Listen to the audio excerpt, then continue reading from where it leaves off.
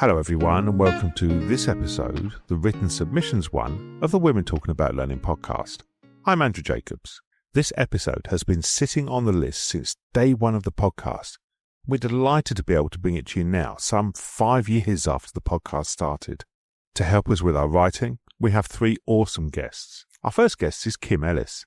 Kim is a trainer at heart who loves to see and inspire those aha moments in the people she works with, whether that's in a training capacity or elsewhere. In 2024, Kim's focus shifted from working with clients to working with other self-employed L&D professionals and helping them thrive. Our next guest is Jane Daly.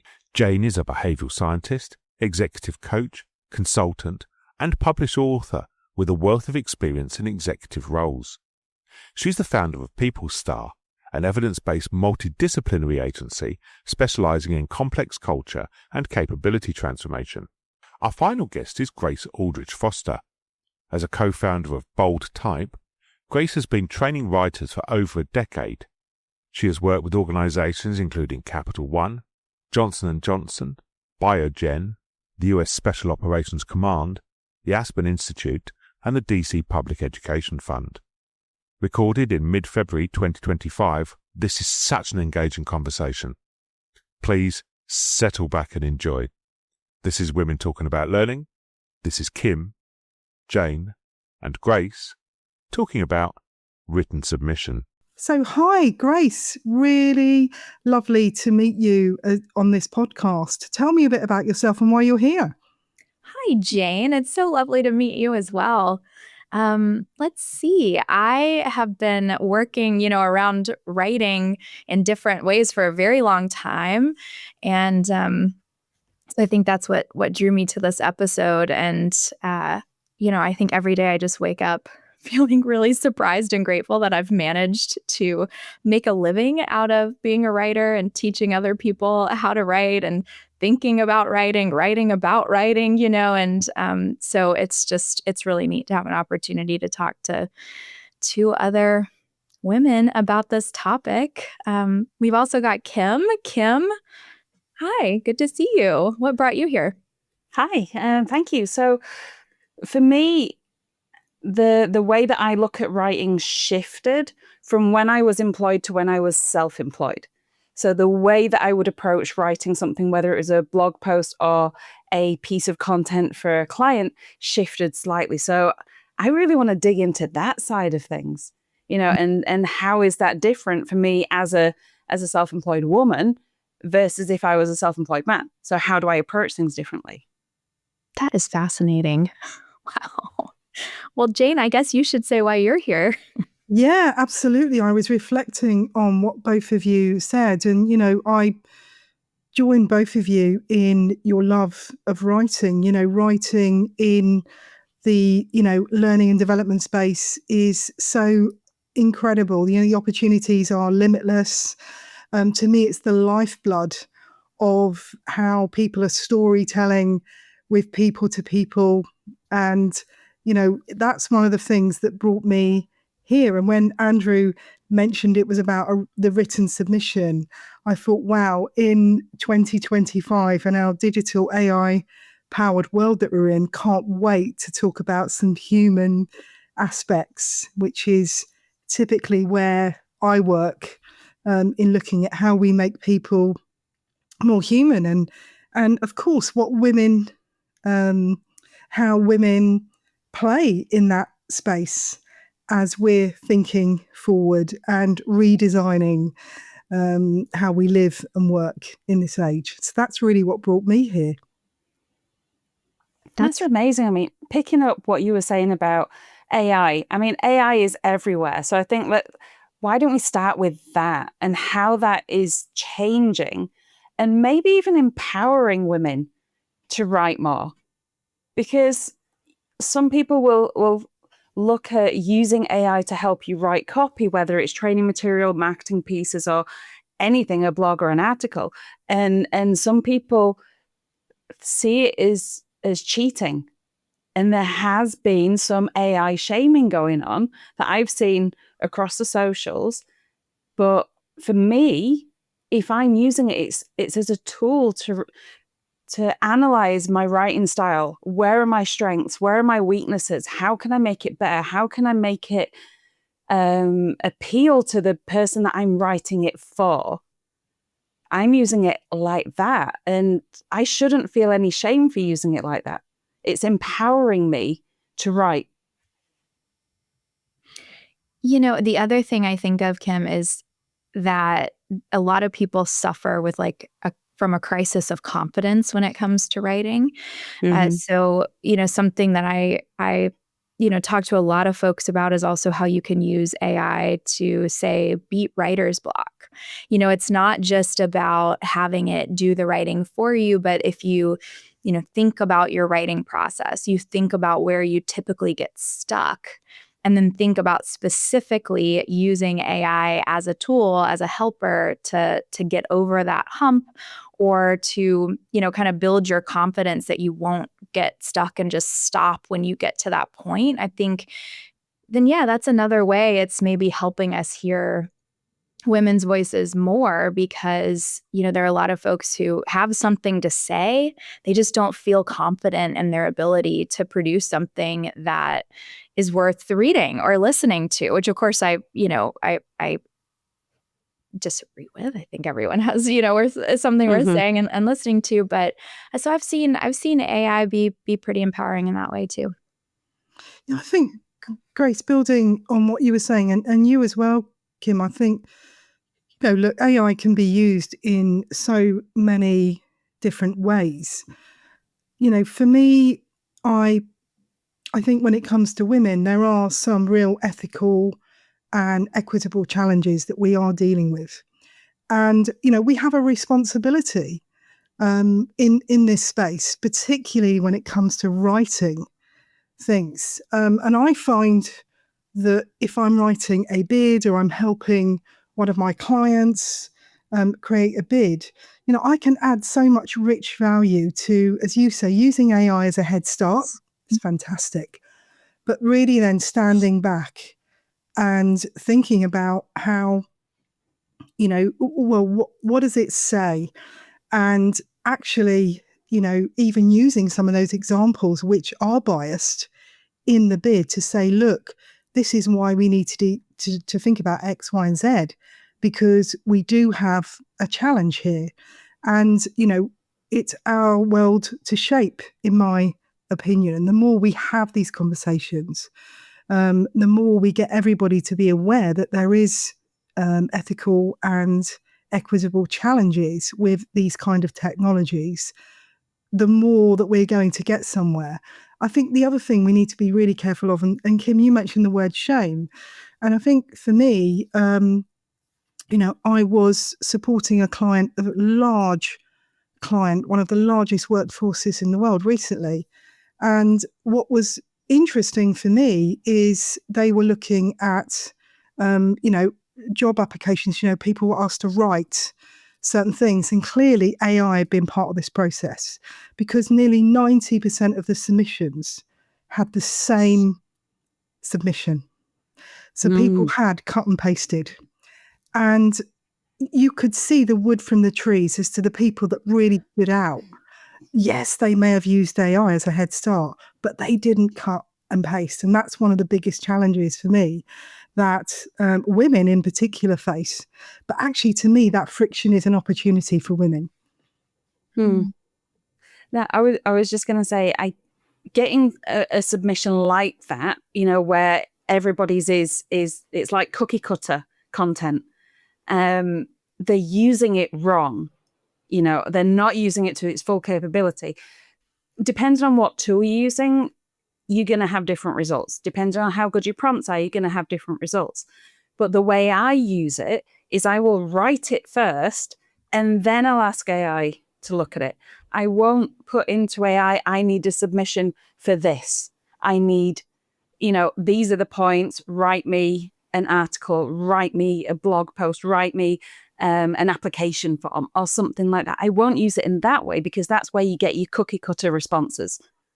No, absolutely, Kim. And I was, Grace, thinking about something that you were talking about here, how, you're really helping people who often have a block or something that may not be working. But, Grace, how do you encourage? I'm really interested to understand how you encourage, women to, really understand those amazing stories from the great women that we even today we have so many amazing things, and how people in L&D can learn from that. How would you do that in your work? I'm really interested.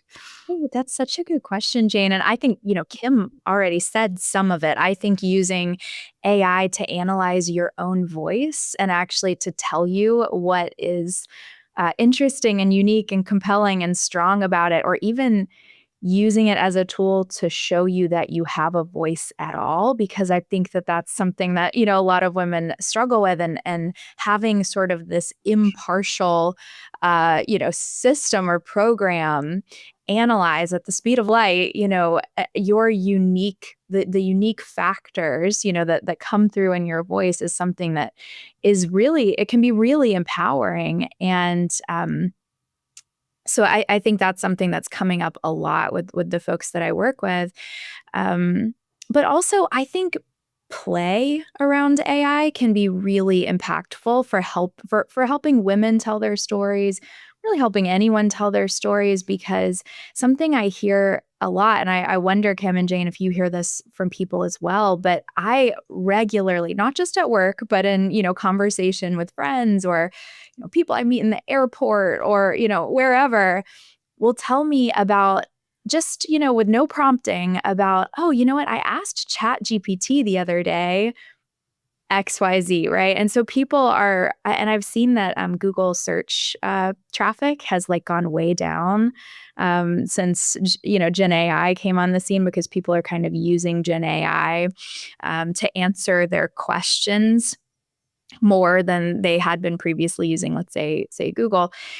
My point is, I think a lot of folks are also using ChatGPT just to experiment. It sort of adds a little bit of lightness for a lot of people around, asking AI to tell a story. Or I saw this really interesting kind of trend that was going around on socials a while back, where it was something about prompting ChatGPT to tell you what your future looked like by answering a few prompts about some of your favorite things to do, or your ideal day. And then it would sort of write this story for you about, what future you looked like in 10 years. And I thought, that's the kind of thing that can actually be really emotional and impactful for people in terms of helping them envision something for themselves.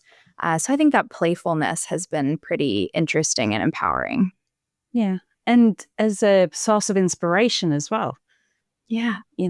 Because if it tells you something that, or gives you an idea for an article, or gives you the confidence to apply for a tender or put a bid in or something like that, then I think that that's only a good thing if it's giving you some confidence. Sorry. No, I really agree. I love, this view of playfulness and, thinking about your personality and how it comes through, I think coming back to written submissions, it is about how, whatever that means for you. Are we thinking about a bid? Is it you're applying for an award? Are you writing content for L&D? Are you trying to stand out and reach people in a coaching setting or with an organization? I mean, there's so many opportunities here, but it's how it makes us feel. And of course, AI is a machine, but it can produce, it is working really hard to artificially replicate a conversation. Conversational AI, in my opinion, is really coming on board with some of the stuff that we've been talking about here. I think there is a real opportunity to play, as you say, with speed, Kim. But Grace, I think encouraging women to play more. I find in a lot of my coaching work that women who feel that maybe their voice isn't heard when it comes to writing things down for, proposals or strategies within organizations, whatever that might be for L&D, actually, they worry about putting their personality or emotion because they've been conditioned in, in their work life to say, actually, no, that's not going to be accepted. Yes. But I think there's a real time to turn that on its head and make, organizations, in particular L&D, more human in this age. So playfulness to me is a key ingredient of that. And I do think that's an area that I find in my work where women need to be encouraged more to do that, because when they do, boom, what I experience is it's as if the cat is out the bag. And I think using AI, as you say, Kim, to play with that, aspect is a great way to do that. Definitely. Yeah, but how can we encourage that? How can we pull that out of people who are maybe sat on the sidelines thinking, my writing style is too casual. I can't do it because of this. I can't do it because of that. What can we do to empower each other? I think the three of us talking about the fact that, well, actually, I don't know. I assume that, Kim, you've talked about actually using AI in your own writing. Jane, do you use AI in your own writing? Yeah, absolutely. I absolutely use both. So I'm fascinated by human behavior. As a behavioral scientist, that's what I am fascinated by every single day, every single hour of my work. What sort of, value does this add? What impact is this having? Both positive and not so positive. And for me, I love to play. And Yes. it's definitely one of the things that's allowed me to progress my career. Before AI, I would play in the safety of critical friends that I'd built up as a network. But obviously, in this world where we're all really busy and overwhelmed, it's great to use different types of AI, not just Chat GPT. There's a whole world of different things, and even explore how other people are using it and thinking about, my expertise in prompt engineering and how it can replicate me. But I would never cut and paste. It's always about, that human oversight. How can I stand back? How can I mull over something? And, I just think there's some really interesting ways that we can do this. And I think we need to share more of those things and more of those biases that are coming out, because AI is making me laugh out loud when it comes to asking it questions in relation to not only women but different things that I'm exploring. And when I ask it to make it more female or do this, actually it tends to dig its own hole. What do you guys think?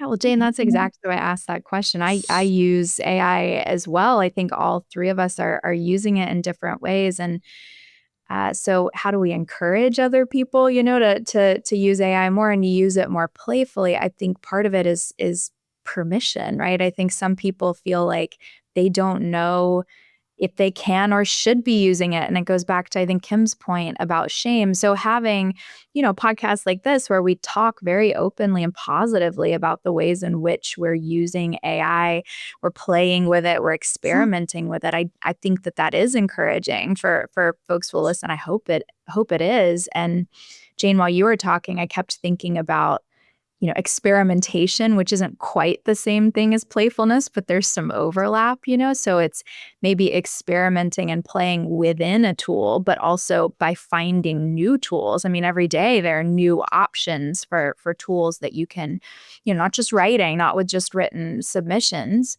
And the other thought I had, and Kim, I want to hear your thoughts about this. One of the reasons that I think AI also can promote the opportunity for play, it can give you the opportunity for play, is because of how quick it is. A lot of us don't play. I think women in particular don't do a lot of playing because we don't have time. Yes. We're so busy. We have so many, responsibilities, so many demands on our time that playfulness falls by the wayside because it feels gratuitous, or we just don't have time.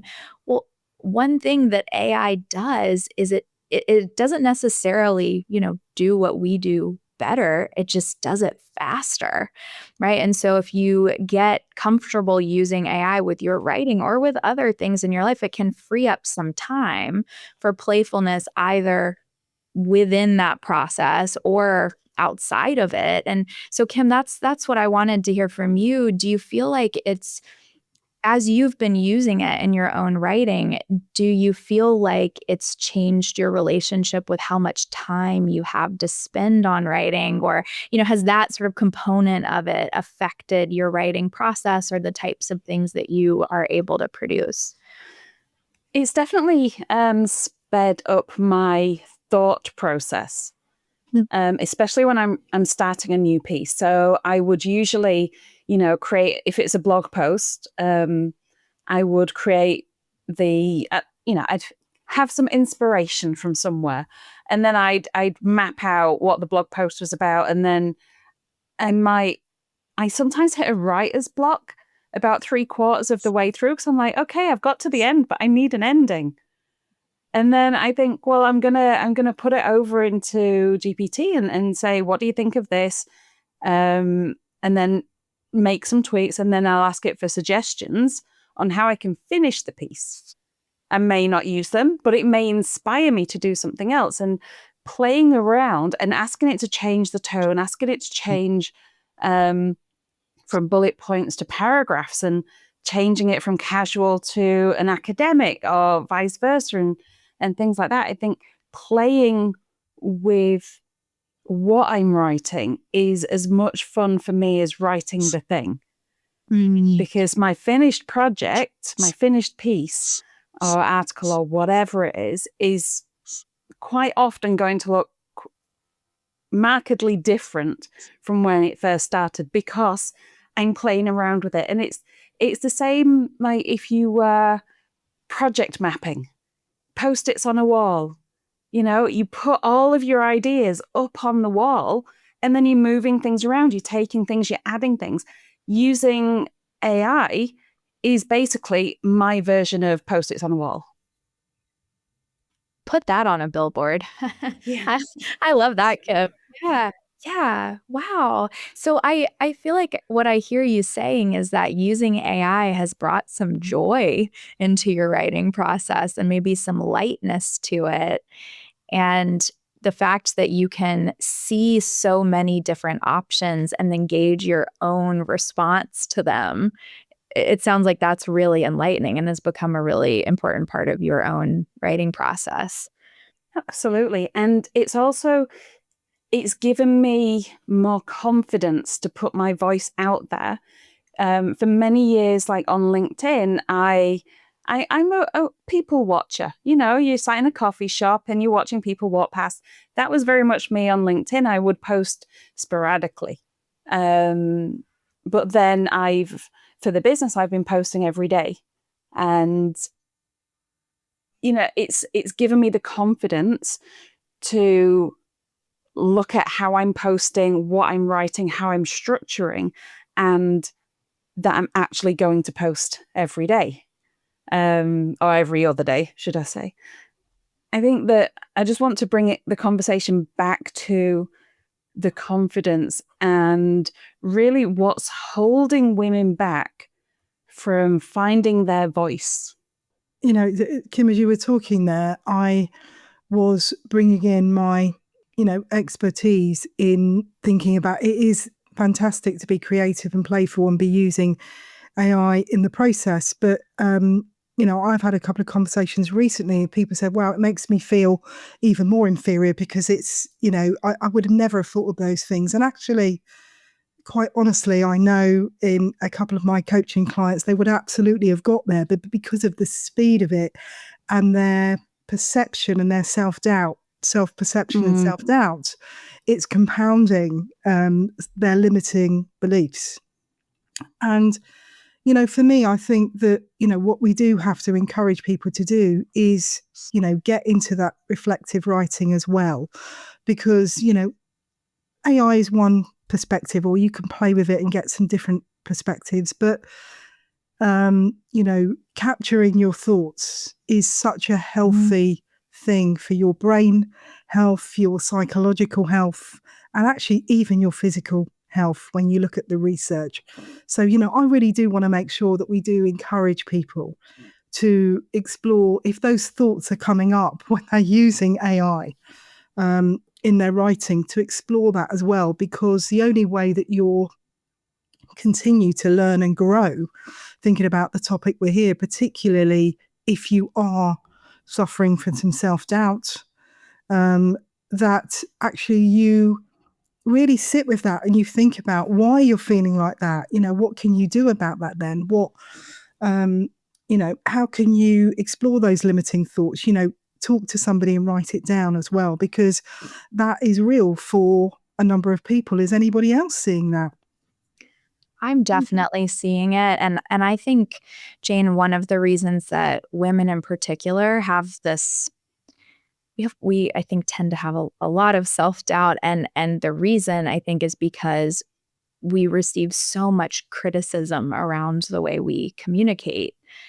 We're being too bold, or we're not being bold enough. We're being too direct, or we're not being direct enough. And there was this viral article that went around a year or two ago now, maybe, that Adam Grant wrote about using weak language, right? And so women are, criticized constantly for using hedging words and filler words at work, but at the same time, studies show that when women use this language, they tend to have better outcomes at work when they ask for promotions and things like that. So yeah, it's this kind of like you can't win sometimes. And I think that can often really affect women's confidence. They don't feel like they can take a right step. Every step they take can sort of feel like it's being criticized. Someone's not going to be happy with it. So how to encourage women, to have more confidence and to feel more confident in their voice?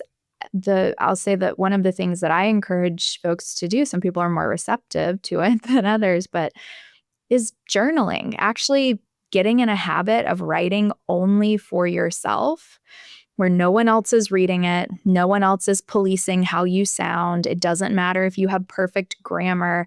The only point is to try to express yourself completely. I'm with you, Grace. I'm totally with you. It is so important. I don't know if any of you have seen, Reese Witherspoon recently has launched an area of support for women in particular. It can be for anybody, but it's particularly focused on some of the challenges they're having in the US and areas closely related with the US, called Hello Sunshine. And if you haven't had a chance to have a look at it, I would have a look at it. It's a breath of fresh air. And, I've had so many colleagues, who have so many journals going on, Grace, create it yourself, buy something, you love it, treat yourself, forget that pair of shoes this month. It is, this is the best gift you could ever give yourself. I personally journal several times a day, and it genuinely is part of my confidence re-energizing and capability, and just, looking at some of the patterns you see if you look back at your writing that is for you. What about you, Kim? Is it something that you've explored? I've never really journaled. If I feel inspired to write something, then it usually ends up being a blog post or a couple of social posts or something like that. So I don't do it for me. I do it because what's in my brain might help somebody. And I think that we need to kind of put AI to a side for a moment and think, well, how are we supporting women's voices? How are we empowering them to find their own voice and not be apologetic for it? So I'd say top tips for for helping women find their voice, find their writing style, and actually use it. What do you think, Grace? What would your top tips be? Well, one of them is, especially if we're talking about finding your voice, one of them is to journal. So you can find prompts, and I'll give some parameters for it. You can find prompts anywhere. If you're like, I don't know how to get started, find a prompt that you can respond to, set a timer for yourself. Maybe it's 5 minutes, and your only task is not to stop writing the whole time. I think it's great if people start by hand, because there is kind of this proven, handwriting to brain pipeline. And then take a look at it. Maybe you can analyze it yourself, looking at your voice, what makes it unique. What do you notice? Are there words that you always use that you repeat a lot? Are there certain sentence structures that you return to over and over?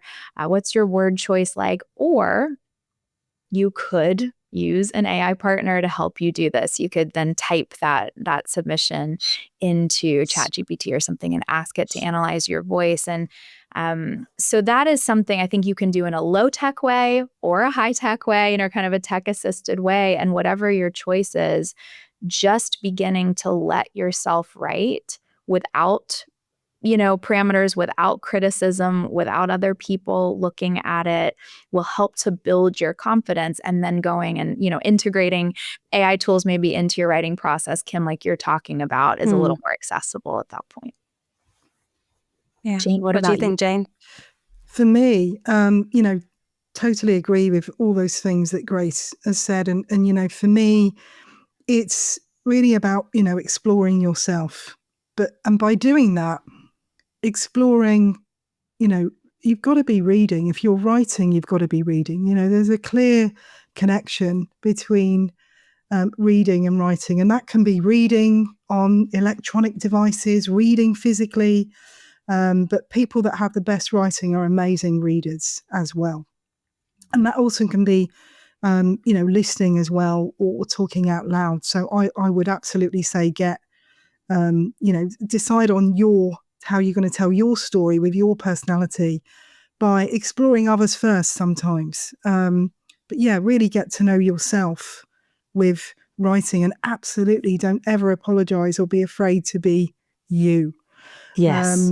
And, that definitely took me a long time to discover. And for me and my daughter, these are things that, find that diverse group of critical friends and a great network. Don't always go to people giving you the emperor's new clothes. I genuinely believe feedback is a gift. It is a gift. Get used to it. Get that thick skin on and, grow from that perspective. But your opinion is actually more important than anybody's. That would be my top tip here. I love that.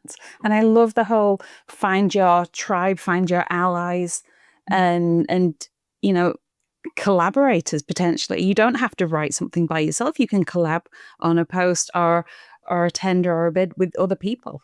My top tip would be just do it.